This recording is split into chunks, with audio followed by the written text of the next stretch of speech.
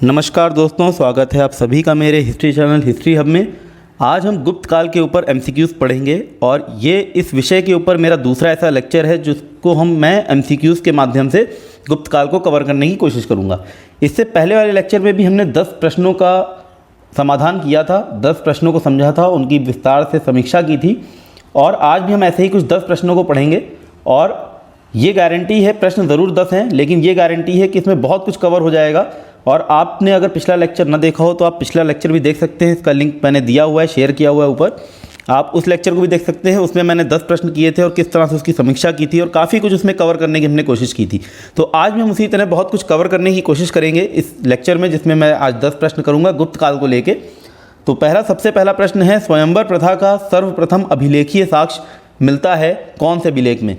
गुप्त काल का एरन अभिलेख, रुद्रदामन का जूनागढ़ अभिलेख, स्कंदगुप्त का भीतरी अभिलेख या चंद्रगुप्त द्वितीय का मथुरा अभिलेख?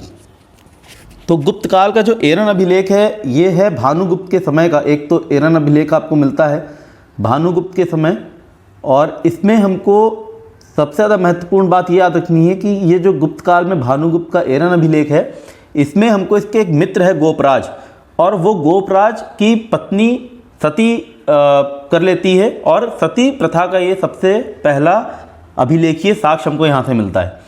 हालांकि ये जो प्रश्न स्वयंवर प्रथा का सर्वप्रथम अभिलेखीय साक्ष्य है वो हमको मिलता है रुद्रदामन के जूनागढ़ अभिलेख से, और इसका यही आंसर है। और अगर स्कंदगुप्त का भीतरी अभिलेख बात करें हम, तो इसके ऊपर मैंने पिछले क्लास में भी चर्चा की थी, हालांकि कुछ तथ्य रह जाते हैं। और सबसे महत्वपूर्ण तथ्य ये है कि इसमें हमको कृष्ण और उनकी माता देवकी, भगवान कृष्ण और उनकी माता देवकी का प्रथम अभिलेखीय साक्ष्य हमको यहाँ पे मिलता है। मतलब इसका उल्लेख करता है कृष्ण और माता देवकी का, ऐसा उल्लेख करने वाला ये प्रथम अभिलेख है, भीतरी अभिलेख। चंद्रगुप्त द्वितीय का जो मथुरा अभिलेख है ये गुप्त संवत का उल्लेख करने वाला ऐसा प्रथम अभिलेख है जिसमें गुप्त संवत का उल्लेख होता है। तो इसके अलावा जो एरन में हमको एक और अभिलेख मिला है जिसमें सप्ताह के नाम का उल्लेख करता है। तो सप्ताह के नाम का उल्लेख करने वाला जो प्रथम अभिलेख है वो भी एरन है, ये हमको याद रखना है। एरन एक जगह है जहाँ से ये अभिलेख हमको प्राप्त हुए हैं। दूसरा प्रश्न है, गुप्तों की उत्पत्ति या उनके वर्ण के विषय में क्या सही नहीं है? केपी जायसवाल ने कौमुदी महोत्सव नाटक के आधार पर इनको निम्न वर्ण का बताया है। अल्तेकर, आर.एस. शर्मा और रोमिला थापर के अनुसार ये वैश्य थे। दशरथ शर्मा के अनुसार ये क्षत्रिय थे, लेकिन वैवाहिक संबंधों के आधार पर गुप्त शासकों का ब्राह्मण होना अधिक तर्क संगत लगता है। तो इसमें से गलत क्या है? कौमुदी महोत्सव एक नाटक था, इसके ऊपर मैं चर्चा कर चुका हूँ पहले भी। केपी जायसवाल ने इसी नाटक के आधार पे इनको बताया है कि ये शायद जाट, पंजाब के जाट थे और निम्न जाति के बताया है। हालांकि इनका ये जो तर्क है ये बहुत ज़्यादा तर्क संगत नहीं लगता, क्योंकि जो नाटक था उसमें जो चंड नाम का जो व्यक्ति है जिसको इन्होंने चंद्रगुप्त समझा है, वो उसकी आखिरी में हत्या हो जाती है या उसके जो वंश है उसका पूरा नाश हो जाता है। जबकि गुप्त वंश को हम देखते हैं कि चंद्रगुप्त के बाद समुद्रगुप्त, विक्रमादित्य, उसके बाद फिर कुमारगुप्त और इस तरह से स्कंदगुप्त और बहुत सारे गुप्त शासक हुए हैं। तो ये इस तरह से इनका जो तर्क है वो बहुत ज़्यादा तर्कसंगत नहीं लगता। और अल्तेकर और आर.एस. शर्मा, रोमिला थापर ने इनको वैश्य इसलिए बोला है क्योंकि विष्णु पुराण के एक श्लोक का सहारा लिया इन्होंने, और इसके अनुसार ब्राह्मण अपने नाम के अंत में शर्मा शब्द प्रयोग करते थे, क्षत्रिय जो है वो वर्मा लगाते थे, वैश्य जो है वो गुप्त शब्द लगाते थे, और शूद्र जो है वो दास शब्द लगाते थे। तो गुप्त से इन्होंने इनको वैश्य समझा। इसके अलावा दशरथ शर्मा के अनुसार ये क्षत्रिय थे, ये कथन एकदम गलत है। क्षत्रिय तो इनको माना है बहुत सारे इतिहासकारों ने, लेकिन दशरथ शर्मा ने नहीं माना, वो माना है आर.सी. मजूमदार ने और गौरीशंकर ओझा ने। तो गौरीशंकर ओझा और आर.सी. मजूमदार, इन्होंने इनको माना है क्षत्रिय, और ये क्षत्रिय इन्होंने माना है एक अभिलेख के आधार पे। एक अभिलेख मिला है हमको बिहार का एक क्षेत्र है जिसका नाम है पंचोब, दरभंगा जिले में ये पड़ता है, और यहाँ पे एक अभिलेख मिला है जहाँ पे किसी गुप्त शासक की बात की गई है जिसने अपना जो ताल्लुक है वो अर्जुन के वंश से जोड़ा है। तो अब ये पूरी जो इनकी व्यवस्था है, जो मतलब उत्पत्ति का जो ये पूरा डिबेट है, बहुत ज़्यादा डिबेटेबल है। और लेकिन लोगों ने बोला है, बहुत सारे इतिहासकारों ने, कि वैवाहिक संबंधों का अगर हम आधार माने तो गुप्त शासकों का जो वर्ण था वो ब्राह्मण होना अधिक तर्कसंगत लगता है, क्योंकि हमको पता है चंद्रगुप्त द्वितीय ने अपनी बेटी का विवाह वाकाटकों से किया था और वाकाटक जो है वो ब्राह्मण थे, प्रभावती गुप्ता का विवाह होता है। इसके अलावा और भी हम देखते हैं, जब कदम्ब वंश में हम बात करें, जो कदम्ब वंश थे वो भी ब्राह्मण वंश के थे और वो ब्राह्मण जो थे वो उन्होंने अपनी पुत्री का विवाह किया है गुप्तों में। तो जो ब्राह्मण अपनी पुत्री का विवाह कर रहा है, अगर वो अपनी पुत्री का विवाह अपने से निचले वर्ण में करेगा तो वो प्रतिलोम विवाह हो जाता, और ये प्रतिलोम विवाह जो है ये बहुत ज़्यादा निंदनीय माना जाता था और उसको बहुत ज़्यादा अच्छा नहीं माना जाता, तो उसकी कहीं ना कहीं निंदा ज़रूर होती। और जो ब्राह्मण कदम्ब थे वो इतने ज़्यादा उनके प्रभाव के अंतर्गत भी नहीं थे चंद्रगुप्त के कि उनकी शक्तियों से डरें वो और वो जाके वहाँ पे गुप्तों में विवाह करें उनकी डर के कारण। तो ऐसा माना गया है कि उन्होंने जो विवाह स्थापित किए वो इसलिए किए क्योंकि जो गुप्त वंश थे वो भी ब्राह्मण वंश थे। तो इसमें जो हमारा आंसर हो जाएगा दशरथ शर्मा के अनुसार ये क्षत्रिय थे, गलत है। और ये क्षत्रिय बोला है इनको आरसी मजूमदार और गौरीशंकर ओझा ने। तीसरा प्रश्न है ये असर्शन रीजनिंग का प्रश्न है, कथन और कारण का प्रश्न है। कनिंघम के अनुसार प्रयाग प्रशस्ति को मूलतः कौशाम्बी में खुदवाया गया था और रीजन दिया है अभिलेख के ऊपरी भाग में अशोक का एक लेख अंकित है जो उसने कौशाम्बी में खुदवाया था और हुएन सांग अपने प्रयाग विवरण में इसका उल्लेख नहीं करता।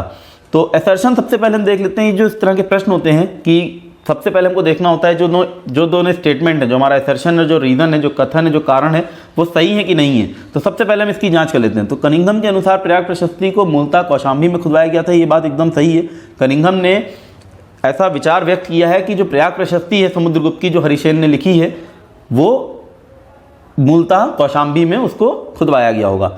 अच्छा, उसने ये चीज़ बोली किस आधार पे है? उसने बोली इसी आधार पे है क्योंकि जो पूरी की पूरी प्रशस्ति है जिस स्तंभ पे मिली है, उस स्तंभ के ऊपरी भाग में हमको अशोक का एक लेख मिलता है और ये लेख उसने कौशाम्बी में खुदवाया था। और हुएन सांग भी जब प्रयाग आता है तो उसको वहाँ पे कोई ऐसी प्रयाग प्रशस्ति नहीं दिखती और इसका कोई वो विवरण भी नहीं देता। इसका मतलब कि गुप्त समय में वो ज़रूर कौशाम्बी में रही होगी, बाद के समय में उसको वहाँ से कौशाम्बी से लाके इलाहाबाद लेके आया होगा। तो ये दोनों ही स्टेटमेंट सही हैं। और अब हम देखते हैं कि अगर ये दोनों स्टेटमेंट सही हैं तो क्या जो हमारा कारण है वो कथन को जस्टिफाई करता है कि नहीं करता है। तो इन दोनों के बीच में हम लगाते हैं बिकॉज, यानी कि क्योंकि। अगर ये बिकॉज और क्योंकि हमको सही प्रतीत लगे तो हमारा जो रीज़न है वो असर्शन को जस्टिफाई करेगा। तो अब कनिंघम जो है उन्होंने इसी आधार पे बोला है, तो क्योंकि एकदम जस्टिफाई होता है। तो ये स्टेटमेंट अगर हम इस तरह से पढ़ें, कनिंघम के अनुसार प्रयाग प्रशस्ति को मूलतः कौशाम्बी में खुदवाया गया था क्योंकि अभिलेख के ऊपरी भाग में अशोक का एक लेख अंकित है जो उसने कौशाम्बी में खुदवाया था और हुएन सांग भी अपने प्रयाग के विवरण में इसका जिक्र नहीं करता। तो ये दोनों के दोनों सही हैं और ये व्याख्या भी इसकी करता है। तो हमारा ऑप्शन हो जाएगा ऑप्शन 1। अब ये जो प्रयाग प्रशस्ति है, जिसको हम बोलते हैं प्रयाग के नाम से बोलते हैं, हालांकि जो कौशाम्बी में खुदवाया गया था, इसको अकबर के काल में कौशाम्बी से इलाहाबाद ले आया जाता है और वहाँ पे हमको इस जो स्तंभ है जिस पे अशोक का एक हमको लेख मिला है, फिर समुद्रगुप्त की प्रयाग प्रशस्ति है और इसके अलावा इसमें हमको जहांगीर का भी एक अभिलेख मिलता है। तो ये बहुत ही महत्वपूर्ण इसलिए हो जाती है क्योंकि इसमें बहुत 3 कालों का हमको अभिलेख, 3 कालों के अभिलेख मिलते हैं। एक तो हमको मिल गया ईसा पूर्व का और एक मिल गया ईसवी का और एक मध्य भारत का, तो इसलिए बहुत महत्वपूर्ण है। चौथा प्रश्न फिर से असर्शन रीजन का है। समुद्रगुप्त ने अश्वमेध यज्ञ नहीं किया, कथन है और कारण दिया है कि उसकी प्रयाग प्रशस्ति में इसका उल्लेख नहीं है। तो फिर से हम देख लेते हैं दोनों की दोनों स्टेटमेंट सही है कि नहीं। पहले तो समुद्रगुप्त ने अश्वमेध यज्ञ नहीं किया, ये बात गलत है। समुद्रगुप्त ने अश्वमेध यज्ञ किया है, हालांकि ये बात ज़रूर सही है कि उसकी प्रयाग प्रशस्ति में इसका उल्लेख नहीं मिलता और इसकी प्रयाग प्रशस्ति में इसका उल्लेख नहीं मिलता, लेकिन उसने अश्वमेध यज्ञ किया ये हमको कैसे पता चलता है? उसके सिक्कों के द्वारा।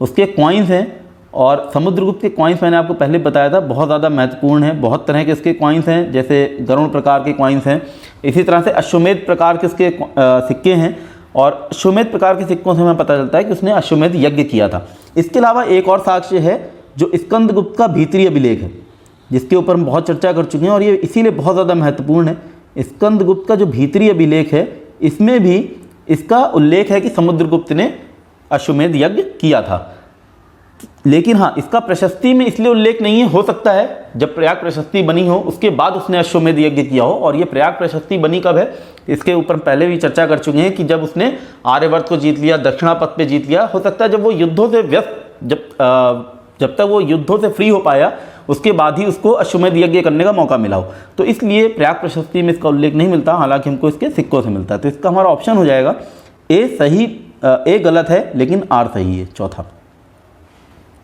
पांचवा प्रश्न है, गुप्त काल में राजस्व प्रणाली के विषय में सही का चयन करें। युद्ध के समय सेना के लिए लिया जाने वाला कर वादभूत कहलाता था। वर्षा हेतु देवताओं की प्रार्थना करने के लिए लिया जाने वाला कर अवलगत कहलाता था। भूमि पर खेती करने वाले अस्थायी किसान से ऊपरी कर लिया जाता था। उद्रंग नामक कर चारागाह पर लगता था। तो इसमें से हमको बताना है कि सही क्या है। तो इसमें अगर हम देखें, जो वादभूत कर है, ये वादभूत कर लिया जाता था जब वर्षा के लिए देवताओं को प्रसन्न करना होता था, उसके लिए जितने भी अनुष्ठान होते थे उसके लिए जो कर लिया जाता था वो वादभूत होता था। तो यानी कि वर्षा हेतु जो कर लिया जा रहा है वो तो हो गया वादभूत, और जो युद्ध के समय सेना के लिए जो कर लिया जा रहा है वो होता था अवलगत। तो ये दोनों उल्टे दिए हुए हैं। और उद्रंग जो है ये चारागाह पर नहीं था। उद्रंग जो है वो आपकी खेती पर लिया जाने वाला, जो परमानेंट फार्मर्स है, जो स्थायी किसान हैं, उनसे जो कर लिया जाता था उसको बोलते थे उद्रंग। और जो टेम्परेरी फार्मर्स होते थे, यानी जो अस्थायी किसान होते थे, उनसे भूमि पर जो खेती करने के लिए कर लिया जाता था उसको बोला जाता था ऊपरी कर। तो इस तरह से हमारा एक ही स्टेटमेंट सही है, सी। ये याद रखना है, ऊपरी कर जो है वो हमेशा टेम्परेरी फार्मर से लिया जाता था, जो मतलब ज़मीन के ऊपर अस्थायी किसान है, उनकी खुद की ज़मीन नहीं हो सकता है, किसी ने उनको लगाया उस पे काम पे और उनको ज़मीन दे दी कि आप खेती करो, और वो जो कर भरते थे वो ऊपरी कर है। और जो उद्रंग है वो परमानेंट फार्मर्स जो अपनी ज़मीन पे जो खेती कर रहे हैं, स्थायी किसान हैं, उनसे लिया जाता था। छठा प्रश्न है, इन गुप्त शासकों को उनकी पत्नी से मिलान कीजिए। चंद्रगुप्त प्रथम, समुद्रगुप्त, चंद्रगुप्त द्वितीय, पुरुगुप्त। दूसरी तरफ पत्नियों के नाम दिए हुए हैं, ध्रुव देवी, दत्ता देवी, कुमार देवी और चंद्र देवी।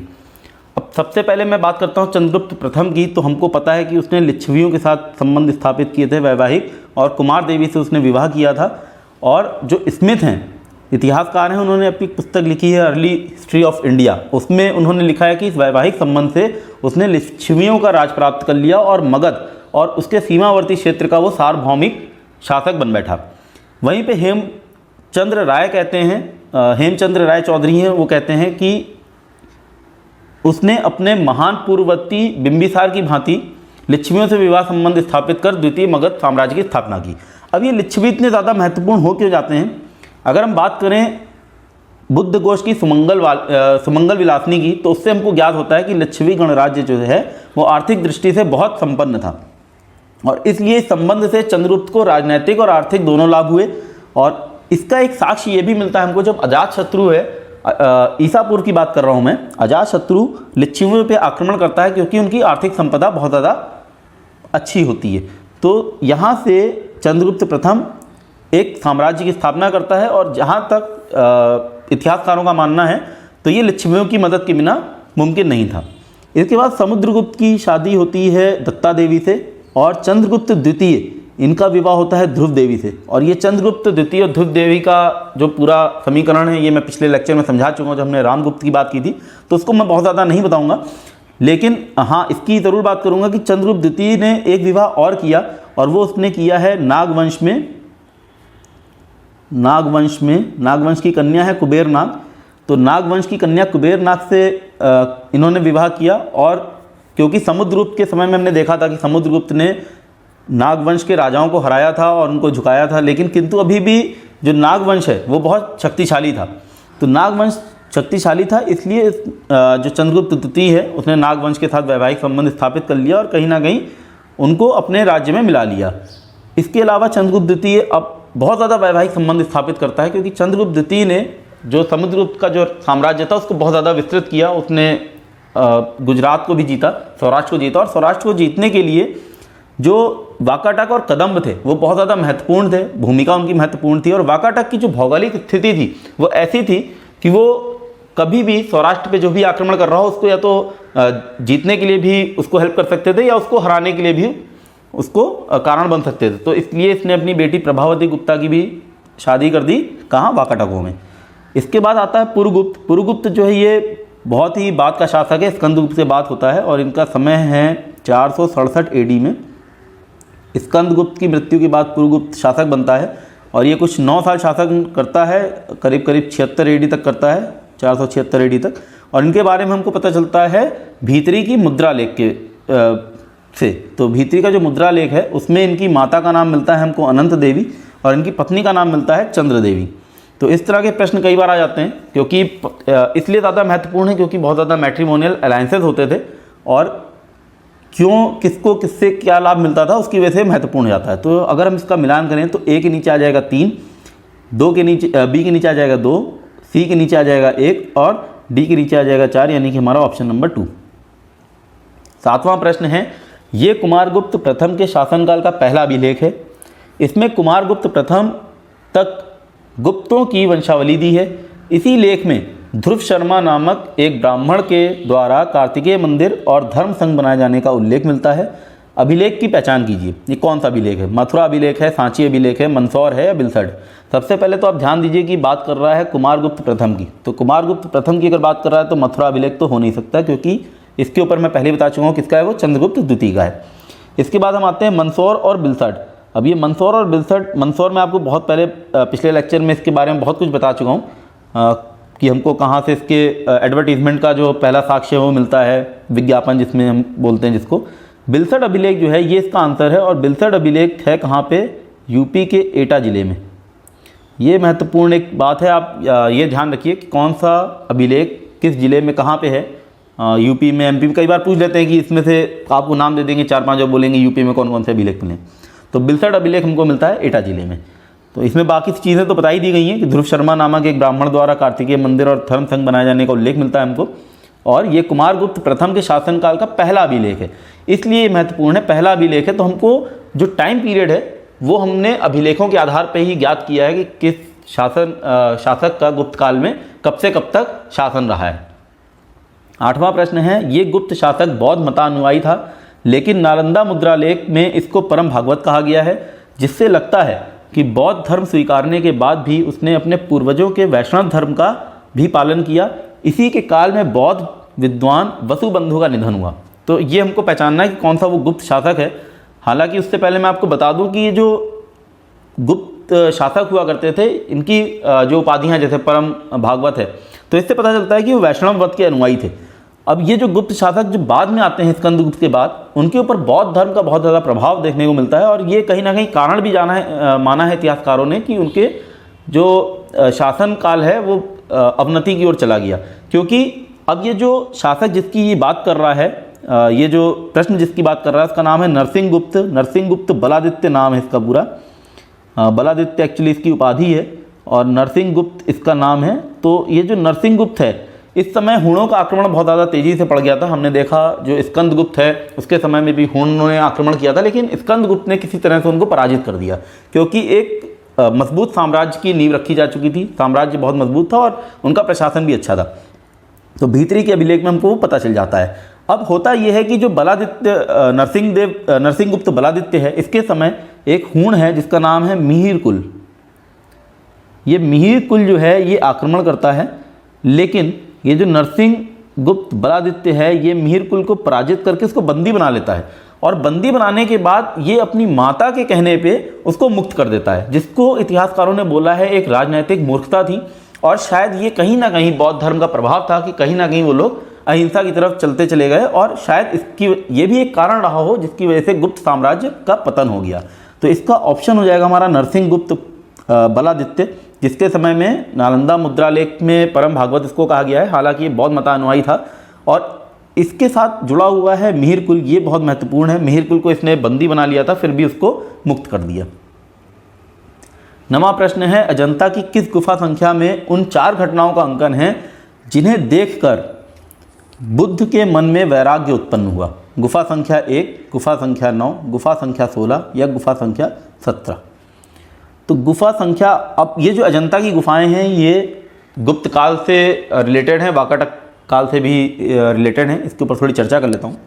इसमें से जो गुफा संख्या 9 है ये सबसे ज़्यादा पुरानी है, ओल्डेस्ट इसको हम बोल सकते हैं, और ये कुछ पहली सदी ईसा पूर्व की मानी गई है। और इसमें हमको बहुत सारे जो चित्र मिलते हैं उसमें हमको पगड़ी धारण किए हुए पुरुष का चित्रण देखने को मिलता है। इसके बाद अगर हम बात करें गुफा संख्या 1 की, तो ये रिलेटेड है पुलकेशिन द्वितीय से। चालुक्य शासक है पुलकेशिन द्वितीय, और इसके दरबार में एक फारस का एक एम्बेसडर आता है, उससे ये रिलेटेड है। और उसका पूरा जो चित्रांकन किया गया है वो कुछ इस तरह से किया गया है कि जो पुलकेशिन है ये दूत का स्वागत करते हुए दिखाया गया है, और इसमें जो राजा है वो दक्षिणी परंपरा के अनुरूप अधो वस्त्र पहने हैं और राजदूत को ईरानी टोपी, जामा और चुस्त पैजामा पहने दिखाया गया है। तो ये गुफा संख्या 1 हो गई चालुक्य के साथ, 9 हो गई सबसे पुरानी। और ये जो हमारा प्रश्न है जिसमें 4 ऐसे हमको दृश्य दिखते हैं, घटनाओं का अंकन दिखता है जिन्हें देखकर बुद्ध के मन में वैराग्य उत्पन्न हुआ, ये हमको मिलता है गुफा संख्या 16 में। और इसमें एक बहुत ही एक महत्वपूर्ण है एक दृश्य जिसका नाम है मरणासन राजकुमारी, यानी कि डाइंग प्रिंसेस। डाइंग प्रिंसेस का एक सीन हमको इसमें देखने को मिलता है, और जिसमें एक राजकुमारी है वो मरने की हालत में है, उसके चारों तरफ उसके परिवार वाले खड़े हैं दुख की मुद्रा में। और इसकी जो पहचान है ये इतिहासकारों ने की है गौतम बुद्ध के जो भाई हैं उनकी पत्नी से, सुंदरी जिसका नाम है, उससे इसकी पहचान की गई है। इसके साथ साथ जो गुफा संख्या 17 है इसको चित्रशाला कहते हैं, ये एक महत्वपूर्ण तथ्य है, चित्रशाला कहते हैं गुफा संख्या 17 को। इसके अलावा गुफा संख्या 16 की अगर मैं बात करूं तो इसमें और भी हमको बहुत सारे दृश्य हैं जो बुद्ध के जन्म और उनके 7 पग चलने की कथा से जुड़े हुए हैं, और उनको कमल के 7 फूलों से 7 फूलों के प्रतीक के माध्यम से उनको चिन्हित किया गया है। तो ये जो बुद्ध की, इसके अलावा एक और दृश्य है बुद्ध की पाठशाला का भी, इसमें हमको दृश्यांकन मिलता है जिसमें क्रीड़ा करते हुए बालकों को दिखाया गया है। और ये जो दृश्य हैं ये सारे के सारे गुफा संख्या 16 में मिलते हैं। अब ये जो गुफा संख्या 17 है इसको चित्रशाला क्यों कहा गया है, क्योंकि इसमें छंदंत जातक के बहुत सारे दृश्य हमको मिलते हैं, हंस जातक के, हस्ती जातक के, या फिर महाकपि जातक के बहुत सारे दृश्य मिलते हैं। तो जितने भी जातक कथाओं के दृश्य हैं वो हमको गुफा संख्या 17 में मिलते हैं। इसके अलावा इसमें एक बहुत ही महत्वपूर्ण एक दृश्य है जिसको बोला जाता है माता और शिशु का चित्र, और इसको संभवतः बुद्ध की पत्नी अपने पुत्र को उन्हें समर्पित कर रही है, ऐसा करके माना गया है। और ये जो पूरा दृश्य है इसको देखने से सहानुभूति एवं करुणा जो है वो टपकती है। तो ये गुफा संख्या 17 और 16 बुद्धिज़्म से बहुत ज़्यादा रिलेटेड है, और बहुत ज़्यादा इसको पूछा जाता है प्रश्न के माध्यम से कि किस में डाइंग प्रिंसेस का हमको सीन मिलता है, किस में हमको सारे जातक कथाओं के और माता और शिशु का दृश्य देखने को मिलता है। तो इस तरह के प्रश्न इसमें बन जाते हैं। 10वां प्रश्न है गुप्त काल के किस अभिलेख में भूमि की बिक्री का विवरण मिलता है? जूनागढ़ अभिलेख, बेग्राम, ये जूनागढ़ अभिलेख स्कंदगुप्त की बात कर रहा है। हालांकि जूनागढ़ में आपको एक अभिलेख जो मिला है वो रुद्रतामन का भी है, लेकिन ये स्कंदगुप्त की बात कर रहा है। बेग्राम ताम्रपत्र अभिलेख, भीतरी स्तंभ अभिलेख या दामोदर ताम्रपत्र अभिलेख। तो स्थानीय प्रशासन की जानकारी के लिए ये जो जिस प्रश्न की बात कर रहा है ये बहुत ही अच्छा स्रोत है, और ये दामोदर ताम्रपत्र अभिलेख है जिसमें हमको स्थानीय प्रशासन की जानकारी मिलती है। और इसमें एक नाम आता है वेत्रवर्मन। वेत्रवर्मन, इससे पहले मैंने आपसे बात की थी बंधुवर्मन और चिराग दत्त की बात की थी जो कि कुमारगुप्त प्रथम के अधिकारी थे। और ये जो वेत्रवर्मन है इसको चिराग दत्त ने ही नियुक्त किया है। और चिराग दत्त के बारे में हम पिछले लेक्चर में देख चुके हैं कि वो किस तरह से पुंड्रवर्धन भुक्ति का एक उपरीक है, गवर्नर है। पुंड्रवर्धन भुक्ति यानी कि बंगाल की बात कर रहे हैं, और वहाँ का गवर्नर है, उसने इसको नियुक्त किया है। तो इससे हमको ये क्या पता चलता है कि जो उपरीक थे यानी कि जो गवर्नर थे वो जिला अधिकारी को नियुक्त कर सकते थे, उसके लिए सम्राट की आवश्यकता नहीं थी। इसके अलावा ये जिसकी बात कर रहा हूँ वेत्रवर्मन, ये है कोटिवर्ष विषय, मतलब कोटिवर्ष एक जिला है, कोटिवर्ष, वहाँ का ये अधिकारी है। और ये जो अपना प्रशासन करता है ये एक समिति के माध्यम से करता है, जिस समिति में इस समिति में और भी बहुत सारे लोग हैं, जैसे नगर का जो श्रेष्ठी है वो है, और सरथवा है, बंधु मित्र और धृतपाल का नाम आता है। सरथवा, बंधु मित्र और नगर श्रेष्ठी धृतपाल, इनके माध्यम से ये पूरा का पूरा प्रशासन कर रहा होता है। और उन्हें एक जगह साथ में ज़मीन की बिक्री पर परामर्श करते देखा गया है। तो ज़मीन की बिक्री पर परामर्श कर रहे हैं, यानी कि ज़मीन की बिक्री का, भूमि की बिक्री का विवरण हमको मिलता है दामोदर ताम्रपत्र अभिलेख। याद रखना है हमको किससे जुड़ा हुआ है, कुमारगुप्त प्रथम से जुड़ा हुआ है। और इसके साथ साथ इसमें स्थानीय जो प्रशासन है यानी कि जो विलेज एडमिनिस्ट्रेशन हम कह सकते हैं या फिर टाउन एडमिनिस्ट्रेशन, वो इसमें हमको देखने को मिलता है। तो ये मेरे आज के 10 प्रश्न थे, उम्मीद करता हूँ आपको पसंद आए होंगे। और अब मैं गुप्त जो काल है अगर आप चाहेंगे तो इसके ऊपर और प्रश्न करूँगा, अदरवाइज़ हम किसी और विषय के ऊपर प्रश्नों को लाएंगे। तो मिलता हूँ आपसे अपने अगले लेक्चर में, तब तक के लिए धन्यवाद।